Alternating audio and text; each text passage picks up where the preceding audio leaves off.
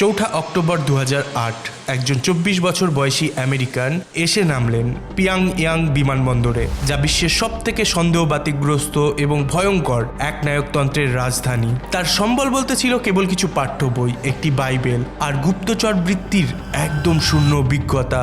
অথচ মাত্র 6 মাসের মধ্যেই কিম জং ইলের শাসনকাল তার হাতে এমন কিছু তুলে দেয় যা এর আগে কোনো বিদেশিকে বিশ্বাস করে দেওয়া হয়নি। তিনি এমন সব সশস্ত্র রক্ষীদের চোখের সামনে দিয়ে রোজ হেঁটে যেতেন যারা সামান্য একটু ভুল দৃষ্টির জন্য তাকে সোজা মৃত্যুদণ্ড দিতে পারত। সবাই ভাবত তিনি নিতান্তই একজন সাধারণ ধর্মযাজক, কিন্তু বাস্তবে তিনি ছিলেন এক নিঃশব্দ শিকারী, যিনি এই বিচ্ছিন্ন দেশের একেবারে ভেতরের মহলের গুপ্ত তথ্য সংগ্রহ করে চুপচাপ বাইরের বিশ্বে পাচার করেছিলেন।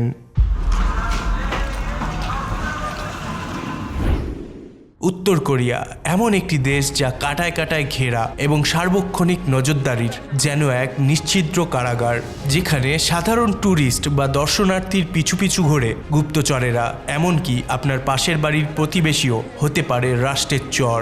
এমন পরিস্থিতিতে কয়েক দশক ধরে মার্কিন গোয়েন্দারা উত্তর কোরিয়ার ভেতরে কার্যত অন্ধের মতোই হাতড়ে বেড়াচ্ছিল। মহাশূন্যে থাকা স্যাটেলাইটগুলো হয়তো মিসাইল সাইটগুলোর মানচিত্র খুঁটে খুঁটে বার করতে পারত, কিন্তু বদ্ধ দরজার পেছনে ফিসফিস শব্দ শোনার ক্ষমতা তাদের ছিল না। অফলাইন নেটওয়ার্ক আর দেশ থেকে পালানো দলত্যাগীদের দেওয়া পুরনো তথ্যের মাঝে থেকে যেত বিশাল সব ফাঁক। খোদ কিম জং উনের প্রোফাইল তৈরি করবার জন্য আমেরিকার মতো পরাশক্তিকে ভরসা করতে হয়েছিল কার ওপর জানেন? একজন সুশি শেফের কাছ থেকে শোনা টুকরো টুকরো গুজবের ওপর। শুনতে হাস্যকর লাগলেও গোয়েন্দাদের কাছে এটাই ছিল চরম বাস্তব। মানব গোয়েন্দা বা হিউম্যান স্পাইদের অবস্থা ছিল আরও ভয়াবহ। অতীতে দক্ষিণ কোরিয়া শত শত গুপ্তচরকে উত্তরের এই মানন ফাঁদে পাঠিয়েছিল, কিন্তু তাদের মধ্যে খুব কম জনই প্রাণে বেঁচে ফিরেছিল। সিআইএর কাছে আমেরিকানদের ভেতরে ঢোকানোর কোনো রাস্তাই খোলা ছিল না। তথ্য ফাঁসকারী হোক বা বহিরাগত, ধরা পড়লে সোজা ফায়ারিং স্কোয়াড, মানে মৃত্যুদণ্ড। উত্তর কোরিয়া ছিল গোয়েন্দাদের জন্য ইতিহাসের সবথেকে দুর্ভেদ্য লক্ষ্যবস্তু। 2009 সালের মধ্যে উত্তর কোরিয়ার পারমাণবিক কর্মসূচির গতি যখন ধীরে ধীরে নিয়ন্ত্রণের বাইরে চলে যাচ্ছে, ওয়াশিংটন তখন মরিয়া হয়ে ওঠে। অত্যাধুনিক প্রযুক্তির পেছনে ট্রিলিয়ন ট্রিলিয়ন ডলার জলের মতো খরচ করবার পরেও আমেরিকার যে জায়গাটিতে সবথেকে বেশি গোয়েন্দা তত্ত্বের প্রয়োজন ছিল, ঠিক সেখানেই তাদের নিজস্ব কোনো লোক ছিল না। গোয়েন্দা বিজ্ঞানের ভাষায় একে বলে হিউম্যান ইন্টেলিজেন্স বা হিউমিন্টের অভাব। প্রযুক্তি আপনাকে উপর থেকে ছবি দিতে পারে, কিন্তু মানুষের মনের ভেতরে পরিকল্পনা জানতে হলে সেখানে একজন মানুষকেই পাঠাতে হবে। উত্তর কোরিয়ায় একজন গুপ্তচর ঢোকাতে হলে আপনাকে আক্ষরিক অর্থেই তাকে নতুন করে বানাতে হবে। এমন একজন মানুষ যে বৈধভাবে দেশে প্রবেশ করতে পারবে, বছরের পর বছর ধরে তাদের সাথে মিলেমিশে যাবে, তাদের বিশ্বাস অর্জন করবে। আর এই সব কিছুই করতে হবে মনে বিন্দুমাত্র সন্দেহ তৈরি না করে। সাদা ধপধপে কাপড়ে এক ফোঁটা আলকাতরার দাগ যতটা দূর থেকে চোখে পড়ে, উত্তর কোরিয়ায় একজন আমেরিকানের উপস্থিতিও ঠিক ততটাই বেমানান বা অস্বাভাবিক। কিন্তু সিআইএর এই চরম হতাশার মধ্যেই লুকিয়েছিল এক উজ্জ্বল আশার আলো। তাদের কাউকে নতুন করে পাঠাতে হয়নি, কারণ সব হিসাব পাল্টে দিয়ে এক আমেরিকান আগে থেকেই সেখানে চুপচাপ উপস্থিত ছিলেন। আগেই বলে রাখা ভালো, তিনি জেমস বন্ডের মতো কোনো গুপ্তচর ছিলেন না। কিম ডং চুল নামের এই মানুষটি 1953 সালে দক্ষিণ কোরিয়ার সিউলেতে জন্মগ্রহণ করেন। 1980 সালে দক্ষিণ কোরীয় বংশোদ্ভূত এই কিম যুক্তরাষ্ট্রে পাড়ি জমান এবং পরবর্তীতে একজন সাধারণ ধর্মযাজক হন ও যুক্তরাষ্ট্রের নাগরিকত্ব লাভ করেন। তিনি ভার্জিনিয়ার ফেয়ার ফ্র্যাঙ্কসে স্থায়ীভাবে বসবাস শুরু করেন। 2000 সালে কিম মিশনারি হিসাবে কাজ করার উদ্দেশ্যে তার চাইনিজ কোরিয়ান স্ত্রীর সাথে চীনে চলে যান। সেখানে যাবার পর কিম ডং চুলের উত্তর কোরিয়ার সাধারণ মানুষদের সাহায্য করার প্রবল ইচ্ছা হয়। এদিকে উত্তর কোরীয় বংশোদ্ভূত কিমের স্ত্রীর পরিবারের সাথে উত্তর কোরিয়ার বড় বড় নেতা ও সেনাবাহিনীর খুব ভালো সংযোগ ছিল। সেই সূত্র ধরেই 2004 সালে কিম সেখানে ব্যবসার একটি বিরল সুযোগ পেয়ে যান। তিনি নিজের সারা জীবনের জমানো প্রায় 2.6 থেকে 6 মিলিয়ন ডলার খরচ করে রাশন নামের একটি বিশেষ অর্থনৈতিক এলাকায় টুমাং হোটেল তৈরি করেন। একটু ভেবে দেখুন, যে দেশে ঢোকার নাম শুনলে বড় বড় গুপ্তচরদেরও বুক কেঁপে ওঠে, সেখানে একজন আমেরিকান নিজের পকেটের কোটি কোটি টাকা ঢেলে বসে আছেন। কিন্তু কিমের এই ঝুঁকি জাদুর মতো কাজ করেছিল। তিনি সেখানে স্থানীয় মানুষদের কাজের সুযোগ করে দেন। তিনি এতই বিশ্বস্ত একজন ব্যবসায়ী হয়ে ওঠেন যে খোদ উত্তর কোরিয়ার সরকার তাকে 2007, 2009 এবং 2011 সালে পুরস্কার দেয়। সিআইএ যে বন্ধ দরজাটা ভাঙতে চেয়ে বারবার ব্যর্থ হচ্ছিল, কিম যেন একা হাতে সেই দরজাটাই খুলে দিয়েছিলেন।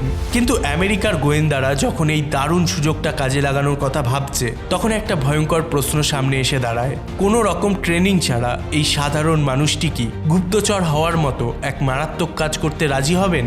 আর যদি তিনি রাজিও হন, তবে কি হবে যখন সেখানকার ভয়ঙ্কর গোয়েন্দারা তার প্রতিদিনের কাজের মধ্যে ছোট ছোট ভুলগুলো ধরতে শুরু করবে? উত্তর কোরিয়ার বড় বড় অফিসারদের সাথে বসে ডিনার করা এই আমেরিকান কি সত্যি সিআইএ এর প্রস্তাব মেনে নিয়ে নিজের বিপদ নিজেই ডেকে আনবেন? 2009 সাল। কিম ততদিনে উত্তর কোরিয়ায় তার জীবনের 5টি বছর পার করে ফেলেছেন। তিনি গুণাক্ষরেও জানতেন না যে ওয়াশিংটনের গোয়েন্দারা তাকে চোখে চোখে রাখছে। সিআইএ এই সুবর্ণ সুযোগটি কোনোভাবেই হাতছাড়া করতে চায়নি। শত্রু শিবিরের একেবারে হৃৎপিণ্ডে বসে থাকা একজন মার্কিন পাসপোর্টধারী। অবশেষে গোয়েন্দারা গোপনে তার সাথে যোগাযোগ করে। তাদের প্রস্তাবটি ছিল খুব সহজ কিন্তু ভয়ঙ্কর। আপনি কি আমাদের হয়ে কাজ করবেন? তারা কিমকে উত্তর কোরিয়ার ভেতরে একটি হিউম্যান অ্যান্টেনা বা মানব শ্রবণ যন্ত্র হওয়ার অনুরোধ করে। কিম হতবাক হয়ে যান, কারণ হ্যাঁ বলার অর্থ হলো নিরাপত্তা জাল ছাড়া শূন্যে দড়ির ওপর হাঁটা। ধরা পড়লে কোনো উদ্ধার অভিযান হবে না, জুটবে কেবল অকথ্য নির্যাতন, শ্রম শিবির অথবা ফায়ারিং স্কোয়াডের বুলেট। এদিকে সিআইএ কোনো মিথ্যে বা মিষ্টি প্রতিশ্রুতি দেয়নি, কিন্তু দুটি বিষয় কিমকে ধীরে ধীরে রাজি হতে বাধ্য করে। প্রথমত, চোখের সামনে উত্তর কোরিয়ার সাধারণ মানুষের কষ্টে ভরা জীবন তাকে ব্যথিত করেছিল। দ্বিতীয়ত, গোয়েন্দারা তাকে আমেরিকার প্রতি কর্তব্যের কথা স্মরণ করিয়ে দেয়। কিম বুঝতে পারেন তিনি পিছিয়ে গেলে আমেরিকার দরজা হয়তো চিরতরে বন্ধ হয়ে যাবে। একটু ভাবুন, যে দেশে নিঃশ্বাস নিলেও সরকারের পারমিশন লাগে, সেখানে বসে সিআইএ এর হয়ে স্পাইং করা। কিমের এই অকল্পনীয় সাহসের গল্পটি যদি আপনাদের গায়ে কাটা দিয়ে থাকে, তবে চ্যানেলটিকে সাবস্ক্রাইব করতে ভুলবেন না। আপনার একটি ক্লিক আমাদের এমন আরও অজানা ইতিহাস খুঁজে খুঁজে আনতে সাহায্য করবে। কিম রাজি হলেন। আনুষ্ঠানিক ট্রেনিংয়ের সময় ছিল না, তাই তাকে চীন সফরের ফাঁকে ফাঁকে গোপন বৈঠকগুলোতে ক্র্যাশ কোর্স করানো হতো। তাকে দেওয়া হয় জেমস বন্ডের মতো সব গ্যাজেট, লুকানো ক্যামেরাযুক্ত একটি হাতঘড়ি, ক্ষুদ্র ইয়ারপিস এবং শেখানো হয় ডেট ড্রপ প্রোটোকল, অর্থাৎ সরাসরি দেখা না করে গোপন জায়গায় তথ্য রেখে আসা। কিম শিখে নেন কিভাবে কাজ শেষে এসব প্রমাণ টুকরো টুকরো করে ধ্বংস করতে হয়, কারণ এসব গ্যাজেট ধরা পড়ার একটাই শাস্তি, নিশ্চিত মৃত্যু। এরপর 2009 সালের একদিন কিম তার লাগেজ আর ব্যবসায়িক পরিকল্পনার আড়ালে এমন এক ভয়ঙ্কর রহস্য নিয়ে পিয়াংইয়াংয়ের গোলকধাঁধায় ফিরে যান, যা তার জীবনের সব কিছু কেড়ে নিতে পারত। এখন থেকে তার প্রতিটি হাসি, প্রতিটি করমর্দন হতে চলেছে একটি নিখুঁত অভিনয়। তিনি এখন সম্পূর্ণ একা, বিশ্বের সবথেকে সুরক্ষিত দেশে একজন আনকোড়া আমেরিকান গুপ্তচর। প্রথম বছর উত্তর কোরিয়ার রাসেনে কিমের দৈনন্দিন রুটিন শুরু হলো। সাধারণ এই চেহারার আড়ালে সবকিছু ছিল মারাত্মক। বাজারের ভিড়ে তিনি উত্তর কোরীয় সেনা কর্মকর্তাদের সাথে হেসে হেসে আড্ডা দেন, আর ঠিক সেই ফাঁকে তার হাতের জাদুকরি ঘড়ির ছোট্ট ক্যামেরাটি কর্মকর্তার ব্যাজ ও ব্রিফকেসের ভেতরের নথির ছবি তুলে নেয়। রাতে স্থানীয় কর্মকর্তাদের সাথে সোজু মানে কোরিয়ান পানীয় খেতে খেতে তিনি অত্যন্ত সতর্কভাবে কান পেতে শোনেন রাষ্ট্রের গভীর গোপন সব তথ্য। প্রতি সেকেন্ড, প্রতিটি নিঃশ্বাসে তিনি নিখুঁত অভিনয়ের চর্চা করছেন। আপনি নিশ্চয়ই ভাবছেন এই সাধারণ তথ্যগুলো কতটা কাজের ছিল। চীনের একটি ডেট ড্রপ দিয়ে যখন তার প্রথম এনক্রিপ্ট করা ফাইলগুলো ওয়াশিংটনের সিআইএ এর হাতে পৌঁছায়, বিশ্লেষকদের চোখ কপালে ওঠে। তাদের প্রতিক্রিয়া ছিল এগুলো খাঁটি সোনার মতো মূল্যবান, স্যাটেলাইট বা ফোন ট্যাব যা কোনোদিনও ধরতে পারেনি। কিমের সাধারণ কথাবার্তা থেকে উঠে আসা সেই ফিসফিসানি তার চেয়েও অনেক বেশি কার্যকর প্রমাণিত হয়। মানব অ্যান্টেনা এখন সম্পূর্ণ সচল, কিন্তু কিম বুঝতে পারলেন এই বিশাল গোয়েন্দার জাল একা একা চালানো সম্ভব নয়। তার চোখ ও কানের সীমা ছাড়িয়ে আরও গভীরে পৌঁছাতে হলে তার চাই ভেতরের লোক। তিনি উত্তর কোরিয়ার সবথেকে বড় দুর্বলতাটি খুঁজে খুঁজে বের করলেন, মার্কিন ডলার। দশকের পর দশক চরম অর্থনৈতিক সংকটে সাধারণ মানুষ তো বটেই, সরকারের কঠোর অনুগতরাও তখন তাদের পরিবারকে খাওয়াতে হিমশিম খাচ্ছে। বৈদেশিক মুদ্রা মানেই তাদের কাছে একটু ভালো করে বেঁচে থাকার একমাত্র টিকিট। তাই কিম অসন্তুষ্ট, লোভী বা কম বেতনের কর্মকর্তাদের টার্গেট করতে লাগলেন। তিনি খুব সাবধানে তাদের কাছে ব্যবসার নামে এমন সব প্রস্তাব নিয়ে যেতে লাগলেন যা তারা ফেরাতে পারত না। কার্গো জাহাজের সরকারি সময়সূচির জন্য কিছু ডলার, হাইওয়েতে সেনার গতিবিধি জানানোর জন্য ড্রাইভারকে বাড়তি বকশিস। কিম পুরো লেনদেনটাকে এমনভাবে সাজালেন যেন মনে হয় এ শুধুই সাধারণ ব্যবসায়িক গবেষণা। উত্তর কোরিয়ানরা ভাবল এই ধনী বিদেশি কেবল তার সম্পদ ভাগ করে নিচ্ছেন, কিন্তু সিআইএর খাতায় তারা প্রত্যেকেই এখন অজান্তেই তৈরি হওয়া একজন গুপ্তচর। প্রথম বছরের শেষেই কিম পেলেন তার প্রথম সবথেকে বড় সাফল্য। একজন আসল উত্তর কোরীয় সেনা কর্মকর্তা ডলারে ভরা খামের বিনিময়ে একটি নৌ স্থাপনার অতি গোপন নথি কিমের হাতে তুলে দিলেন।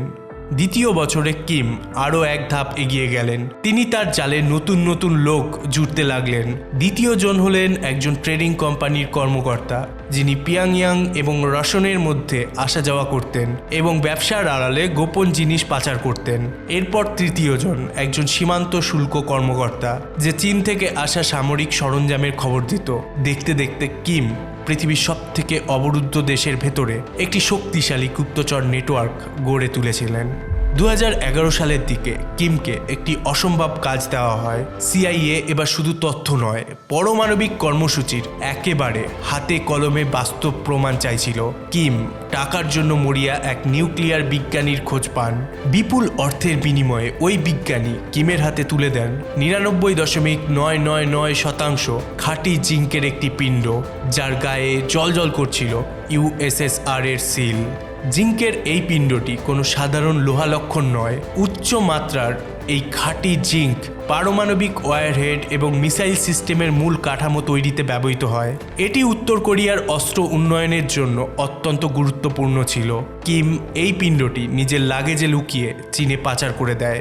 সিআইএর সদর দপ্তর ল্যাংলিতে আনন্দের বন্যা বয়ে যায়। কোটি কোটি টাকার স্যাটেলাইট যা করতে পারেনি কোনো ট্রেনিং ছাড়া একজন ব্যবসায়ী তা স্রেফ হেঁটে হেঁটে বের করে এনেছেন। কিন্তু এদিকে নেটওয়ার্ক যত বড় হতে থাকে, কিমের মানসিক চাপও তত বাড়তে থাকে। দ্বিতীয় বছরের শেষে প্রায় 8 ডজন উত্তর কোরিয়ান তার হয়ে চুপচাপ কাজ করছিল। প্রতিদিন সকালে কিম টুমাং হোটেলের বিছানায় কাঁপা কাঁপা বুকে জেগে উঠতেন।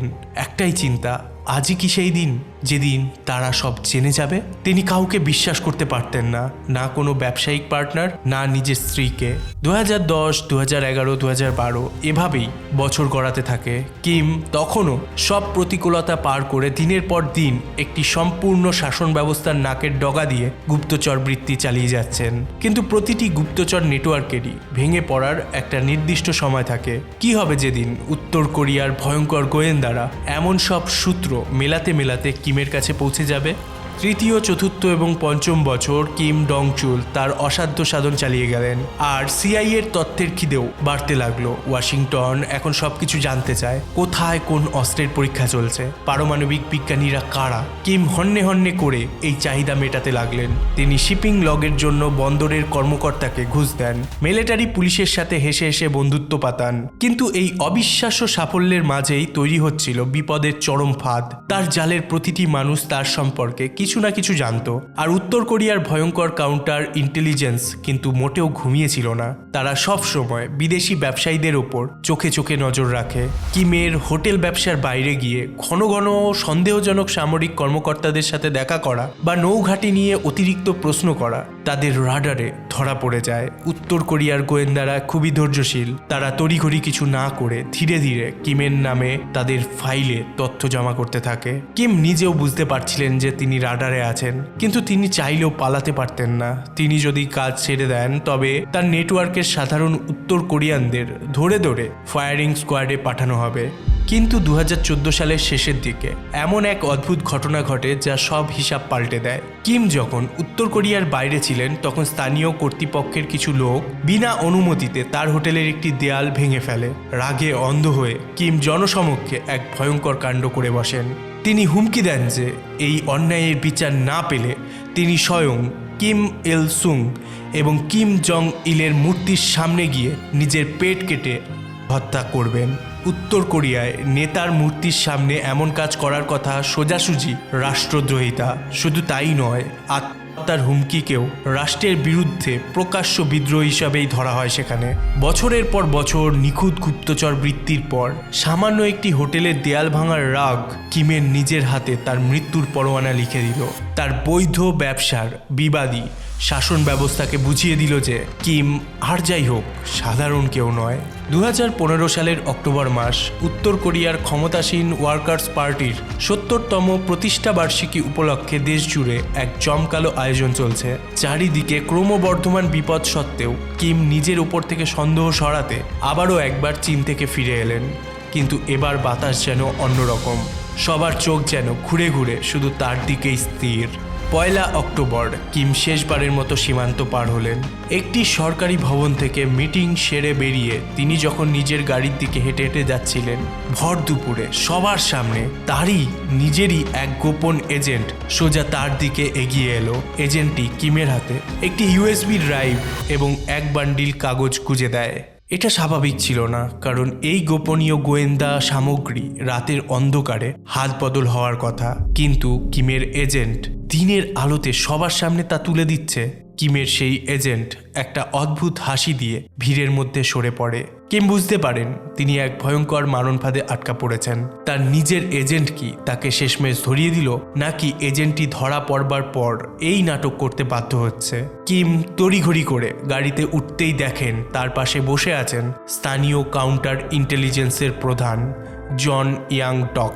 তিনি কিমকে নমসন হোটেলে যাওয়ার অনুরোধ করেন, আর সেখানে পৌঁছানোর কয়েক মিনিটের মধ্যেই নিরাপত্তা রক্ষীরা ভেতরে ঢুকে পড়ে। তারা কিমের ব্যাগ, ফোন, ইউএসবি স্টিকটি বাজেয়াপ্ত করে। তার চোখ কালো কাপড়ে বেঁধে একটি ভ্যানে ঠেলে ঠেলে তুলে অজানা গন্তব্যে নিয়ে যাওয়া হয়। তখন কিমের মনে হয় তার পাঠানো শেষ গোয়েন্দা তথ্যটি রাজিন বন্দরে রহস্যময় জাহাজের ছবি ঠিকই আমেরিকার কাছে পৌঁছে গেছে। হয়তো সেই জাহাজের আশেপাশের অস্বাভাবিক কার্যকলাপ গোয়েন্দাদের নজরে এসেছিল এবং তারা কিমের এজেন্টকে হাতে নাতে ধরে ফেলে এই ফাঁদ পেতেছিল। টানা 6 বছরের মৃত্যুর সাথে লুকাচুরি খেলবার পর কিমের ভাগ্যের দৌড় অবশেষে শেষ হলো। ধরা পড়ার পর কিম ডং চুল উত্তর কোরিয়ার গোপন পুলিশের ব্ল্যাক হোলে পুরোপুরি হারিয়ে গেলেন। মাসের পর মাস পার হয়ে যায়, পৃথিবীর কেউ জানে না তিনি কোথায় আছেন বা আদৌ বেঁচে আছেন কিনা। ইন্টারোগেশন সেলের ঘুটঘুটে অন্ধকারে তিনি এক ভয়ঙ্কর দুঃস্বপ্নের মুখোমুখি হন। পৈশাচিক জিজ্ঞাসাকারীরা তার গুপ্তচর বৃত্তির প্রতিটি সোর্সের নাম এবং কাজের পদ্ধতি খুঁটে খুঁটে বের করতে চায়। কিম দাঁত কামড়ে সহ্য করার চেষ্টা করেন, কিন্তু তাকে ভেঙে ফেলার পদ্ধতিগুলো ছিল মানুষের কল্পনারও বাইরে। প্রতিদিন তাকে অমানসিক মারধর করা হতো। ভারী বুটের নিচে চাপা দিয়ে তার আঙুলগুলো গুড়িয়ে দেওয়া হতো। দিনের পর দিন না খাইয়ে যখনই তার ঘুম পেত তখনই তাকে ইলেকট্রিক শক দিয়ে জাগিয়ে রাখা হতো। যন্ত্রণায় টিকতে না পেরে এক পর্যায়ে কিম চারকোল গ্যাস টেনে হত্যা করবার চেষ্টা করেন, কিন্তু মৃত্যুও তার কপালে লেখা ছিল না। প্রহরীরা তাকে অজ্ঞান অবস্থায় পেয়ে বাঁচিয়ে তোলে এবং তার গায়ে বরফ শীতল জল ঢেলে হেসে হেসে বিদ্রূপ করে বলে, নাম্বার 429, তোমাকে ততদিন বাঁচতে হবে যতদিন না আমরা মরতে বলবো। এবার আপনারা একবার নিজেকে কিমের জায়গায় কল্পনা করুন। টানা কয়েক মাস ঘুম নেই, খাওয়ার নেই, শুধু ইলেকট্রিক শক আর অমানসিক নির্যাতন। আপনি কি পারতেন এত কষ্ট সহ্য করে গোপন তথ্য লুকিয়ে রাখতে? আপনি পারলেও শেষ পর্যন্ত মাংসপেশি আর স্নায়ুর এই ভয়ঙ্কর লড়াইয়ে কিম ভেঙে পড়েন। 2016 সালের মার্চ মাসে তাকে ক্যামেরার সামনে এনে একটি আগে থেকে লিখে রাখা ক্ষমা প্রার্থনার চিঠি পড়তে বাধ্য করা হয়। তবে এই অমানসিক জিজ্ঞাসাবাদের মাঝেও তিনি একটি বীরত্বের কাজ করেছিলেন। তিনি তার উচ্চ পর্যায়ের সোর্সদের নাম মুখ ফুটে বলেননি, কিন্তু নিজেকে বাঁচাতে বাধ্য হয়ে তিনি নিচের স্তরের 6 জন উত্তর কোরিয়ানের নাম বলে দেন। আর এর পরিণতি কিমকে সাহায্য করার অপরাধে ওই 6 জনকে সোজা মৃত্যুদণ্ড দেওয়া হয়। ওই 6 জনের মৃত্যু হয়তো কিমকে সারা জীবন কুরে কুরে খাবে। 2016 সালের এপ্রিলে কিমকে 10 বছরের সশ্রম কারাদণ্ড দিয়ে কুখ্যাত ক্যাম্প 429-এ পাঠানো হয়। তার পরিচয় এখন শুধুই বন্দি নাম্বার 429। কিন্তু কিম যখন জেলের ঘুটঘুটে অন্ধকারে ধুকে ধুকে মরছেন, ঠিক তখনই জেলের ওই দেয়ালগুলোর বাইরে ভূ রাজনৈতিক এক বিশাল খেলা চলতে চলতে হঠাৎ নতুন মোড় নেয়। 2017 সালে আমেরিকার নতুন প্রেসিডেন্ট কিম জং উনের সাথে এক বিপজ্জনক রাজনৈতিক দাবার চালে জড়িয়ে পড়েন। 2018 সালের দিকে পরিস্থিতি যখন একটু শান্ত হতে শুরু করে, তখন মার্কিন কূটনৈতিকরা আমেরিকান বন্দীদের বিষয়ে উত্তর কোরিয়াকে আন্তর্জাতিকভাবে চাপে চাপে কোণঠাসা করে ফেলে। আর এরই ফলস্বরূপ আসে সেই ঐতিহাসিক দিন 9ই মে 2018। দীর্ঘ 31 মাসের অমানসিক নরকবাসের পর পিয়াংইয়াংয়ের টারম্যাকে কিম ডং চুলকে অবশেষে মার্কিন দূতদের হাতে তুলে দেওয়া হয়। মুক্তির পর দক্ষিণ কোরিয়ায় ফিরে কিম শারীরিক ও মানসিকভাবে লড়ে বাঁচতে থাকেন। 1 বছর পার হওয়ার পরই তিনি ঠিকমতো সোজা হয়ে দাঁড়াতে পারতেন না। তিনি অনুশোচনায় ভুগতেন। আগে কাজ ছেড়ে দিলে হয়তো তাকে এত কিছু হারাতে হতো না। কিন্তু সবথেকে অদ্ভুত ব্যাপার কি জানেন? এত কিছুর পরেও তার মনের একটা কোণে ওই দেশের মানে উত্তর কোরিয়ার সাধারণ মানুষের প্রতি এক গভীর ভালোবাসা থেকে যায়। বর্ডার রাইডার নামে নিজের লেখা বইতে তিনি নিজেকে 2 জগতের মাঝে আটকে থাকা এক বর্ডার রাইডার হিসাবে বর্ণনা করেছেন। তিনি লিখেছেন, যখনই আমি ক্লান্ত বোধ করি, উত্তর কোরিয়ায় কাটানো আমার সেই ভয়ঙ্কর দিনগুলোর কথা ভাবলেই আমি নতুন শক্তি পাই। আমি প্রতিদিন ঘুম থেকে উঠে অনুভব করি আমাদের এই সাধারণ স্বাধীনতা কতটা মূল্যবান।